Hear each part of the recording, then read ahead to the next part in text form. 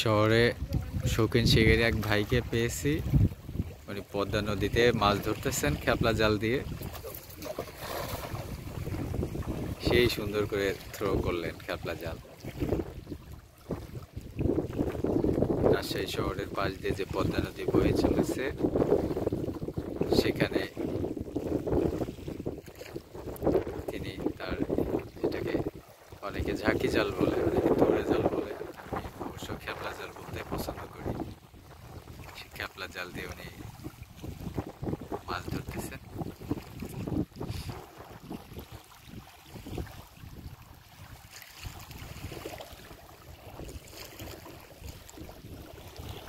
একটু আগে খেপলা জাল থ্রো করলেন পদ্মা নদীর তালাইমারির পাশে বালুরঘাট এই এরিয়া। এটা জাস্ট বিডিআর ক্যাম্পের নিচে। যারা স্থানীয় আছেন তারা খুব সহজে ভালোভাবে চিনবেন, এবং ইন্টারন্যাশনালি এটাকে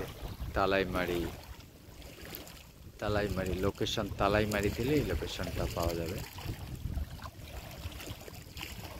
তালাইমারি রাজশাহী গুগল প্লেসে, এটা গুগল ম্যাপে আমরা এটা খুঁজে পাবো।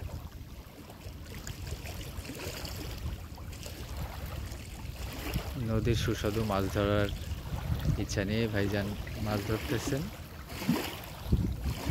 তিনি আসলে মাছ ধরে বিক্রি করেন না, মাছ জাস্ট ধরে সুন্দর সুস্বাদু মাছ খাওয়াটাই উদ্দেশ্য। প্রচুর বালুর সাথে উঠে আসছে, দেখা যাক তার মধ্যে কি মাছ আছে। আমরা আশা করতেছি যে হয়তো তার পছন্দের মাছ। একটু আগে কথা বলতেছিলাম পিয়ালি মাছ। ও পিয়ালি মাছ আছে, এটাতেও আছে। ও বাইলে আছে। বাইলা মাছটাও খুব সুস্বাদু মাছ, নদীর বাইলা মাছ। এটাকে বেশি করে পেঁয়াজ দিয়ে, এই যে বাইলা মাছ, এই দেখুন বেশি করে পেঁয়াজ দিয়ে ভর্তা করলে যা স্বাদ। তবে সাইজটা একটু বড় হলে খুব ভালো হতো। এই যে ভাইজান মাছগুলোকে জীবন্ত রাখার জন্য পানির মধ্যে রাখছে।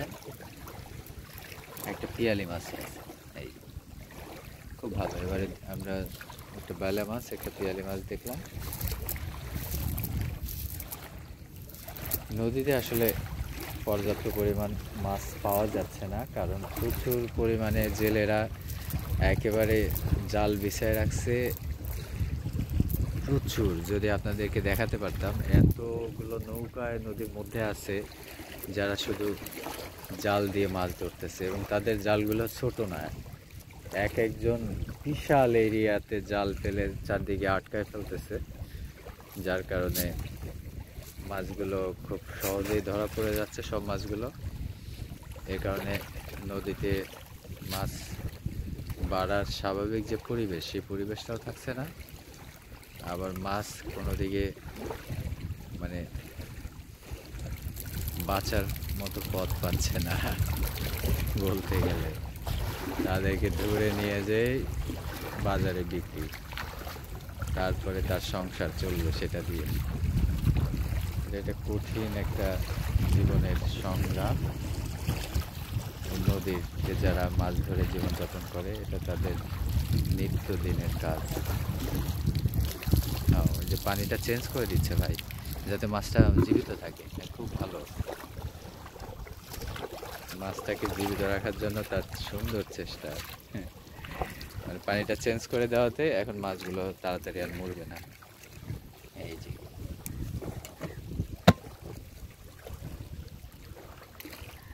অনেক ভালো লাগলো, ভাইকে দেখে বোঝা যায় অন্যদের থেকে আলাদা।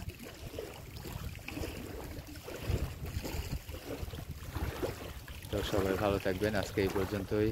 আমাদের ভিডিওগুলো যদি ভালো লেগে থাকে অবশ্যই লাইক করবেন। কোনো কিছু পরামর্শ থাকলে কমেন্ট করে জানাবেন, বা কোনো কিছু জানার থাকলে কমেন্ট করবেন, এবং আপনাদের বন্ধুদের সাথে অবশ্যই শেয়ার করবেন।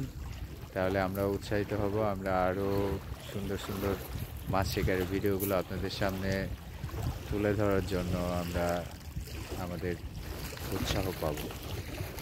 তো এই পর্যন্তই, সবাই ভালো থাকবেন। আল্লাহ হাফেজ।